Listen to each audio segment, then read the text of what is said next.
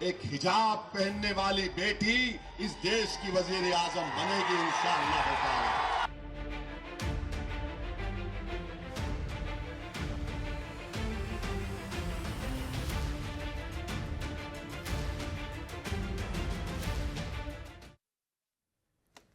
नमस्कार, India voice देख रहे हैं आप और मैं हूं आपके साथ प्रज्ञा मिश्रा।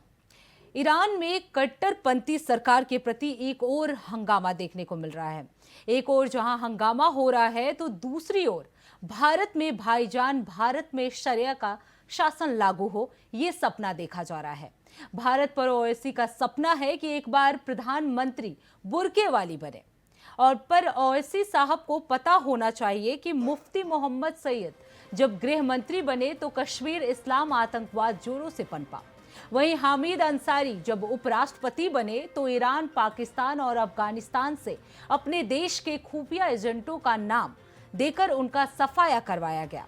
ऐसे लोगों का आरोप है कि अब बुर्के वाली प्रधानमंत्री बने तो क्या होगा। अब देश और बहुसंख्यक हिंदुओं को समझना होगा। अब देखना होगा कि भारत में आजादी के बाद कितने पाकिस्तान बन चुके हैं। खाते हैं भारत का सपना, देखते हैं शरिया शासन का। मुस्लिम आबादी भारत में तेजी से बढ़ रही है, जिसके कारण भाईजान आबादी खुश है। एक रिपोर्ट के मुताबिक 2001 से 2011 तक मुस्लिम आबादी बढ़कर 17.2 करोड़ से 14.2% हिस्सेदारी पर पहुंची थी, और इस दशक में मुस्लिम आबादी की वृद्धि दर लगभग 24% रही। ये हिंदू आबादी की वृद्धि का 16% ज्यादा थी। आपको बता दें 2050 तक मुस्लिम आबादी का अनुपात लगभग 18% तक जा सकता है। और इसी को लेकर Tata institute of social sciences यानी TISS की 2024 के अंत में आई एक अंतरिम रिपोर्ट ने मुंबई में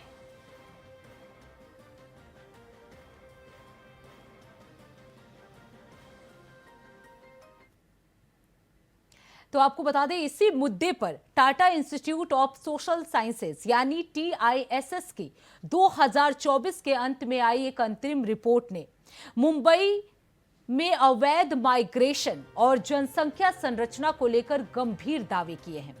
मुंबई में अवैध अप्रवासी सामाजिक, आर्थिक और राजनीतिक प्रभाव शीर्षक वाली ये स्टडी झुग्गी झोपड़ी इलाकों में लगभग 200 घरों के सर्वे पर आधारित है। आपको बता दें TISS का अनुमान है कि 2011 में 66% रही हिंदू आबादी 2051 तक घटकर 54% तक रह सकती है। वहीं मुंबई में मुस्लिम आबादी 30% तक पहुंचने का दावा किया गया है। रिपोर्ट इस बदलाव की बड़ी वजह बिना दस्तावेज वाले, बंगाली बोलने वाले और मुस्लिम प्रवासियों को मानती है, जिनमें कथित तौर पर बांग्लादेशी और रोहिंग्या समुदाय शामिल बताए गए हैं। इस स्टडी के अनुसार इसमें इंफ्रास्ट्रक्चर पर दबाव, रोजगार प्रतिस्पर्धा और संगठित अपराध के साथ ही तस्करी नेटवर्क जैसी समस्याएं भी बढ़ सकती हैं।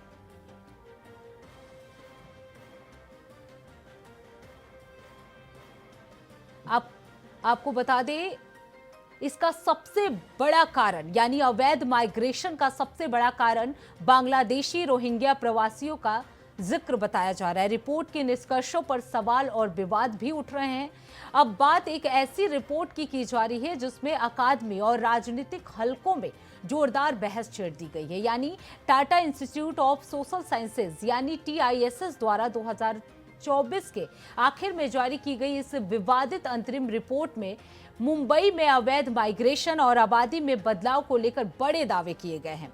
मुंबई में अवैध प्रवासी जो है वो सामाजिक, आर्थिक और राजनीतिक प्रभावों का विश्लेषण शीर्षक वाली इस रिपोर्ट में झुग्गी झोपड़ी इलाकों में करीब 200 घरों के सर्वे पर आधारित ये रिपोर्ट तैयार किया गया है। रिपोर्ट में दावा किया गया है कि अवैध माइग्रेशन की वजह से मुंबई की जनसंख्या संरचना में बड़ा बदलाव आ रहा है और इसका असर शहर के सामाजिक, आर्थिक और राजनीतिक ताने बाने पर पड़ रहा है।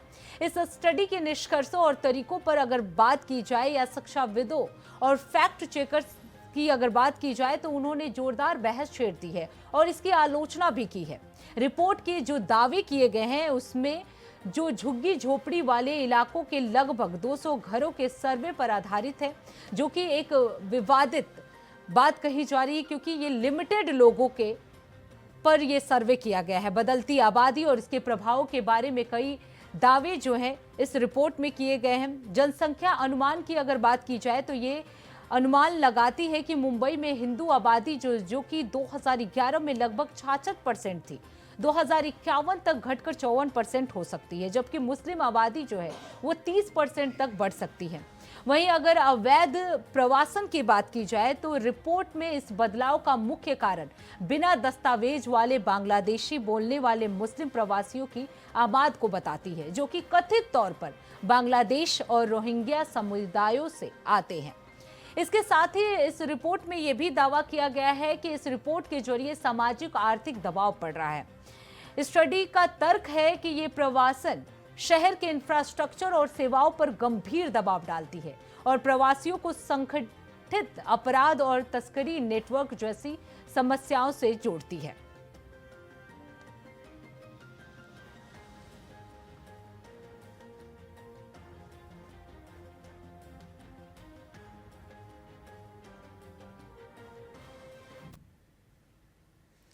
राजनीति से जुड़ी एक और विवादित टिप्पणी सामने आई है। आपको बता दें, समाजवादी पार्टी के वरिष्ठ नेता और महाराष्ट्र के सपा अध्यक्ष अबू आजमी के बयान ने सियासी हलकों में हलचल मचा दी है।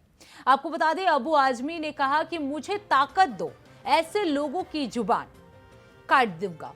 हालांकि उसके इस बयान को लेकर अलग अलग तरह की प्रतिक्रियाएं भी सामने आ रही है। विपक्षी दलों ने इस टिप्पणी को धमकी भरा और गैर जिम्मेदाराना बताया। वहीं सपा पर हमला करते हुए बीजेपी ने कहा और एक बड़ा सवाल भी उठाया कि क्या इस तरह के बयान लोकतांत्रिक मर्यादाओं के अनुरूप है। वहीं समाजवादी पार्टी की ओर से सफाई दी जा रही है कि बयान को तोड़ मरोड़ कर पेश किया जा रहा है और इसका गलत अर्थ निकाला जा रहा है।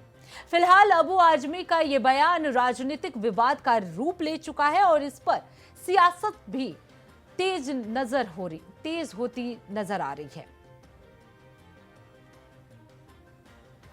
बोलता है सर कि कुरान शरीफ पढ़ना है तो पाकिस्तान में जाके पढ़ो, बोलता है ना।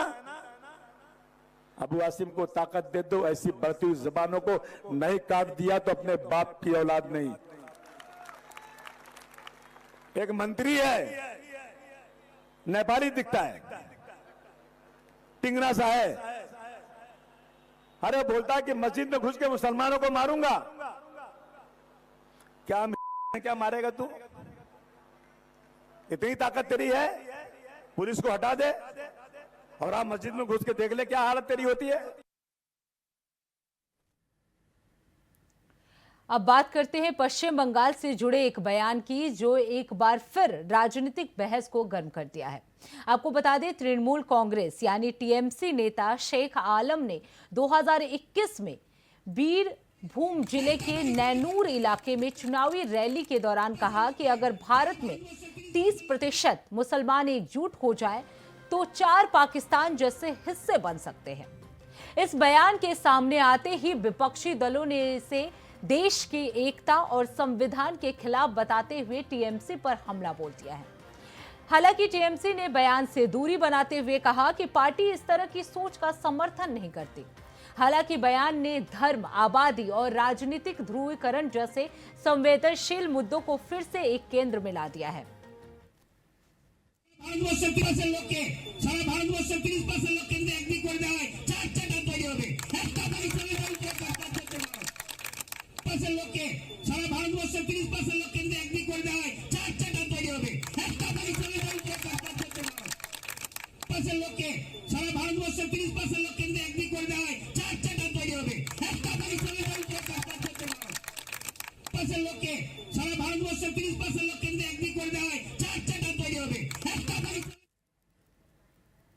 अब बात करते हैं एआईएमआईएम प्रमुख और हैदराबाद के सांसद असदुद्दीन ओवैसी की। आपको बता दें, असदुद्दीन ओवैसी उन्होंने एक बयान दिया जिसने देश की राजनीति में एक नई बहस छेड़ दी है। उन्होंने महाराष्ट्र के सोलापुर में एक सभा में कहा कि उनका सपना है कि एक दिन हिजाब पहनने वाली महिला भारत की प्रधानमंत्री बनेगी। ओवैसी ने भारत और पाकिस्तान के संविधान की तुलना करते हुए कहा कि पाकिस्तान में केवल एक धर्म के प्रति धर्म के व्यक्ति प्रधानमंत्री बन सकता है, जबकि भारत में बाबा साहेब आम्बेडकर संविधान के अनुसार कोई भी नागरिक प्रधानमंत्री, मुख्यमंत्री या मेयर बन सकता है। ओवैसी ने इस अवसर पर महाराष्ट्र के उप मुख्यमंत्री अजीत पवार पर भी निशाना साधा और कहा कि वो प्रधानमंत्री नरेंद्र मोदी के प्रभाव में हैं। उन्होंने ये दावा किया कि मोदी की नीतियों के समर्थन में वोट देना वक्फ कानून को ताकत देगा। ओवैसी ने मोदी, एकनाथ शिंदे और अजीत पवार को त्रिमूर्ति करार दिया और कहा ये महायुति आंखों में धूल झोंकने का काम कर रही है। पाकिस्तान के संविधान में लिखा हुआ है कि सिर्फ एक ही मजहब का आदमी पाकिस्तान का प्राइम मिनिस्टर या सदर बन सकता है। बाबा साहेब अम्बेडकर का जो संविधान है वो ये कह सकता है कि कोई भी भारत का नागरिक वजीर आजम बन सकता है, सदर जमहूरिया बन सकता है, चीफ मिनिस्टर बन सकता है, मेयर बन सकता है। और असदुद्दीन ओवैसी का ख्वाब यह है कि एक दिन आएगा इस देश में इंशाअल्लाह ताला, शायद हम और आप नहीं रहेंगे मगर देखना, एक हिजाब पहनने वाली बेटी इस देश की वजीर आजम बनेगी इंशाअल्लाह। तो फिलहाल रुकते एक छोटे से ब्रेक के लिए, ब्रेक के बाद चल लौटेंगे। देखते रहिए इंडिया वॉइस। तो ब्रेक के बाद एक बार फिर आप सभी का स्वागत है। अब बात करते हैं AIMIM विधायक अकबरुद्दीन ओवैसी का। जी हां, आपको बता दें महाराष्ट्र के संभाजी नगर से AIMIM विधायक अकबरुद्दीन ओवैसी का हालिया बयान एक बार फिर राजनीतिक विवाद का विषय बन गया है।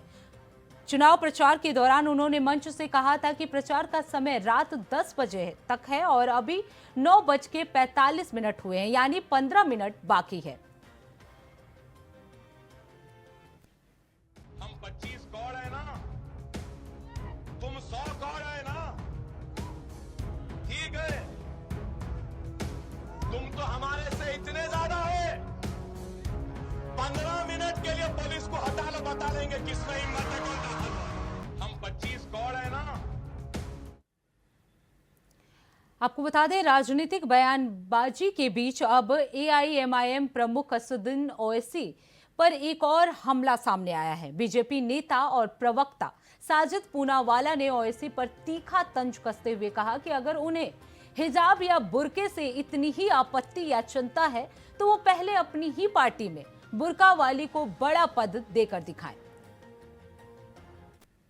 मियां ओवैसी बोलते हैं कि बुरखे वाली, हिजाब वाली देश की प्रधानमंत्री बनेगी। अच्छी बात है, संविधान तो किसी को नहीं रोकता।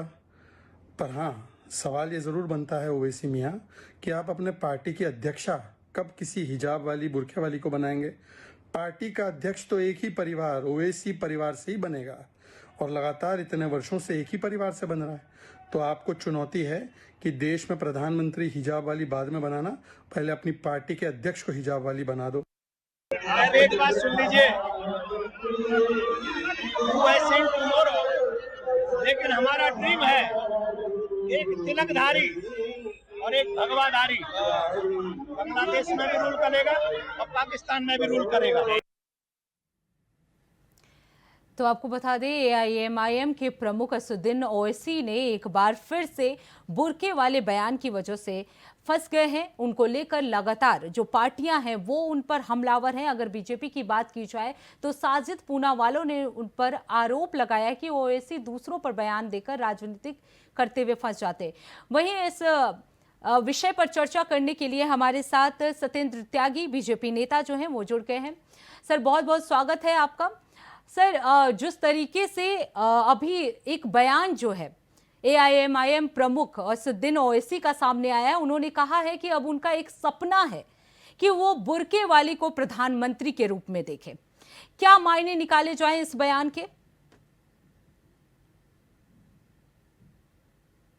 जय श्री राम, राधे राधे, नमस्कार, हर हर महादेव, भारत माता की जय, वंदे मातरम, जय श्री राम, जय श्री राम, जय श्री राम। मैं बताना चाहता हूं ओवैसी जी को कि ये भारत देश की खूबसूरती है, ये सनातन धर्म की खूबसूरती है, ये हमारे हिंदुस्तान की खूबसूरती है कि यहाँ पर कोई भी व्यक्ति कुछ भी बोल देता है फिर भी कुछ नहीं होता। यहीं पर सेम आप पाकिस्तान में उठा करके देख लीजिए, वहाँ के हिंदू कहाँ गए? जब हिंदुस्तान और पाकिस्तान का बंटवारा हुआ था उस समय 20% से भी ज्यादा वहाँ पर हिंदू थे। वहाँ पर कितने ज्यादा 1800 कितने 3000 से भी ज्यादा मंदिर थे, मस्जिद के अलावा वहाँ पर कितने गुरुद्वारे थे। लेकिन धीमे धीमे धीमे धीमे पाकिस्तान से सब समाप्त हो गया। क्या यही बात असदुद्दीन ओवैसी जैसे लोग पाकिस्तान में कह सकते हैं कि एक हिंदू वहां का प्रधानमंत्री बनेगा? लेकिन नहीं, क्योंकि वहां पर धीमे धीमे सबको समाप्त किया जा रहा है। लेकिन जहां जिस हिंदुस्तान की लोग कहते हैं कि मुसलमान डरे हुए हैं, मुसलमानों पर आतंक हो रहा है, मुसलमानों पर अत्याचार हो रहा है, ये सब जो झूठी अफवाहें फैलाते हैं, वहीं पर आप देखिए कि एक ओवैसी जैसे लोग ये कह रहे हैं कि एक हिजाब वाली महिला प्रधानमंत्री बनेगी फ्यूचर में। ये हो भी सकता है, ऐसी बात नहीं है ये, क्योंकि यही खूबसूरती हिंदुस्तान की है, यही खूबसूरती भारत देश की है। लेकिन इससे इन मुसलमानों को सीखना पड़ेगा कि यदि इस विश्व में, इस धरती पर शांति रखनी है, बिल्कुल। इस लेकिन विश्व सत्येंद्र को त्यागी जी, इस संभाल करके वक्त रखना है, तो बांग्लादेश में क्या हो रहा है? बांग्लादेश में काटा जा रहा है लोगों को, हिंदुओं को मारा जा रहा है। ये इस तरीके से नहीं चलती दुनिया, इस तरीके से पूरा विश्व नहीं चलता। दुनिया में अमन शांति के लिए सबको मिलजुल करके रहना पड़ता है। और हिंदुस्तान बिल्कुल में ये हो रहा है, सत्येंद्र जी, सभी जिस 25 तरीके से करोड़ हो आपने गए। बताया कि बांग्लादेश में जैसा हम देख रहे हैं हिंदुओं को मारा जाए, अभी हाल ही में एक और हिंदू युवक की हत्या की गई है। लगातार सभी पार्टियों की तरफ से हिंदुत्व को लेकर बयानबाजी जो है वो सामने आ रही है। लेकिन ऐसे में ओवैसी का ये बयान कि बुर्का वाली भी प्रधानमंत्री बनेगी, ये उनका सपना है। जबकि अगर बात की जाए, खुद राष्ट्रपति जो है एपीजे अब्दुल कलाम जो है वो मुसलमान थे। कई ऐसे मुसलमान चेहरे हैं जो देश की राजनीति में बड़ा पद हासिल किए थे। ऐसे में लेकिन अगर बात की जाए ओवैसी का ये बयान जो है इस वक्त हालिया कंडीशन में, चाहे ईरान में भी जिस तरीके से माहौल गरमाया हुआ है, क्या मायने निकाला जाए? क्यों ये बयान इस तरह के सामने आ रहे हैं? मायना मैं बताना चाहूंगा कि ये सिर्फ और सिर्फ एक राजनीतिक स्टंट है। सिर्फ और सिर्फ राजनीतिक फायदा लेने के लिए इस तरीके के बयान दिए जा रहे हैं। नहीं तो आजकल मुस्लिम महिला ही बुर्का के खिलाफ में खड़ी हैं। आप देखना ईरान में किस तरीके से लोग बुर्के के खिलाफ हैं। मुस्लिम महिलाएं नहीं चाहती कि बुर्के का उपयोग हो। यार इतने ही अच्छे हैं ओवैसी, इतना ही चाहते हैं तो अपना राष्ट्रीय अध्यक्ष बनाए ना बुर्के वाली को। क्यों नहीं बना रहे अपनी पार्टी का राष्ट्रीय अध्यक्ष? क्यों नहीं अपनी पार्टी में उनको सब कुछ दे रहे हैं? बात कर रहे हैं कि देश में मैं चाहता हूँ, मेरे अंदर मैं मतलब ये चाहता हूँ कि भविष्य में ये हो जाए। अरे पहले अपनी पार्टी में तो दे करके दो। पार्टी तो आपके हाथ में है, राष्ट्रीय अध्यक्ष तो बना ही सकते हो, बनाओ ना बुर्के वाली। किसने रोका है? क्या प्रधानमंत्री नरेंद्र भाई मोदी जी ने रोका है, या योगी जी ने रोका है, या असम के मुख्यमंत्री विश्व शर्मा ने? किसने रोका है? भाई आपकी पार्टी है, आप बनाइए, बुर्के वाली को बनाइए, किसी हिंदू को बनाइए। मैं तो कहता हूँ किसी हिंदू को बनाओ ना अपना राष्ट्रीय अध्यक्ष। क्यों नहीं बना रहे राष्ट्रीय अध्यक्ष? बनाइए। बहुसंख्यक है, क्यों आप मुझे खुद ही ये पारिवारिक पार्टियां हैं, ये व्यक्ति विशेष की पार्टियां हैं। ये पार्टियां कभी भी ना देश हित में सोचती हैं, ना राष्ट्र हित में सोचती हैं। इनको सिर्फ और सिर्फ राजनीतिक स्टंट खेलने हैं। ये राजनीतिक बयान है, इसके अलावा ये कुछ भी नहीं है। ना ही ये बुर्के वालियों को पसंद करते हैं, ना ही ये भारत देश बिल्कुल सत्येंद्र जी, एक और बयान जो है एआईएमआई के विधायक अकबरुद्दीन ओवैसी का भी सामने आया है। उन्होंने कहा है कि 9:45 हो रहे हैं, 10 बजने में अभी 15 मिनट बाकी है। इस बयान को लेकर भी सियासत जो है वो तेज हो गई है। ये सियासत क्यों तेज हुई है? ये 15 मिनट का क्या मतलब है?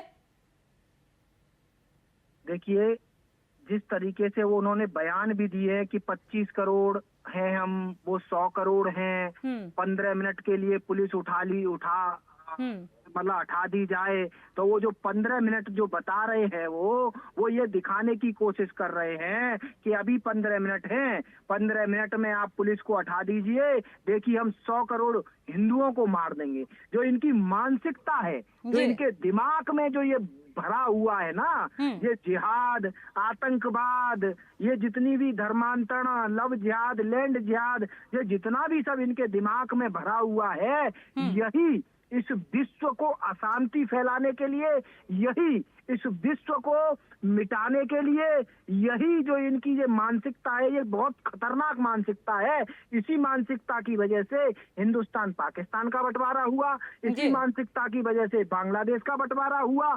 यही मानसिकता ये चाहते हैं, क्योंकि मैं फिर बताना चाहता हूँ, सनातन धर्म की इतनी खूबसूरती है, भारत देश की इतनी खूबसूरती है कि हम लोग पेड़ पौधों को, पक्षियों को, पर्वतों को, नदियों को, सबको पूजते हैं। और ये लोग इन सबको तो छोड़िए, इंसानों तक नहीं छोड़ते, इंसानों को नहीं पूछते। ये देखिए पाकिस्तान में सारे हिंदू खत्म क्यों हो गए?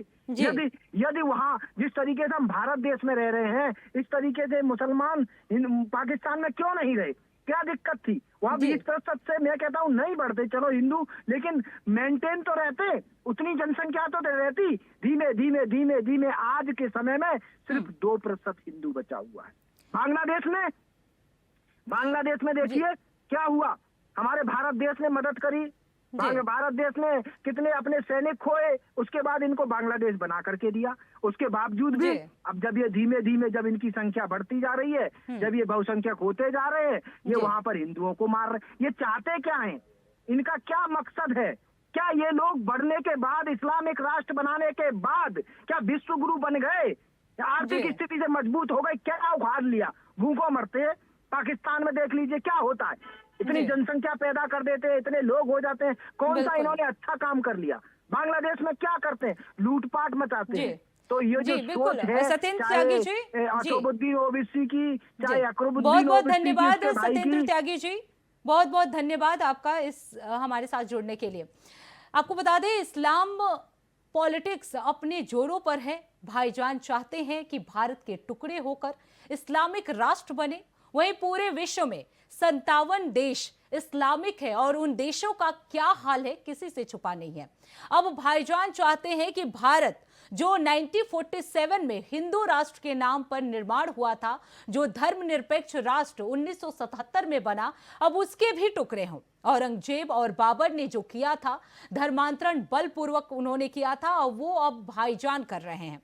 जिससे इलाके में भाईजान की आबादी बढ़ जाए और वहीं हिंदू अपना धार्मिक कार्य नहीं कर सके। और आज के भारत की हालात भी ऐसी ही है, सरकारी जमीनों पर भी कब्जा कर मस्जिद बना रहे हैं। फिलहाल इस खास कार्यक्रम में बस इतना ही। देश दुनिया की तमाम बड़ी खबरों के लिए देखते रहिए इंडिया वॉइस। तब तक के लिए नमस्कार।